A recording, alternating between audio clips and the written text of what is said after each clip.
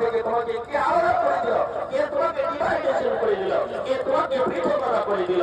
আমি মালিককে তোমার অতি কাছে, আমি আল্লাহ তাআলা তোমার জন্য ঘোষণা দিলাম, লা তাকুলু হুসরাতু ওয়ালা নাও, ওই বান্দা তুমি ঘুমাও, তোমার কামকে দূর করার জন্য তুমি নিদ্রায় যাও।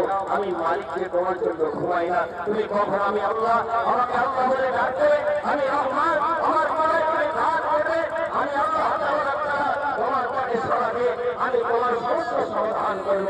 মালিক আরো ডাক দিয়ে দিয়ে বলে, বান্দা আছো কেউ বস্ত্রহীন আলী লোক যে আমার কাছে বস্ত্রে থাকবে যাবে, আমি আল্লাহ তাআলা বস্ত্র করে ফয়সালা করে দেব।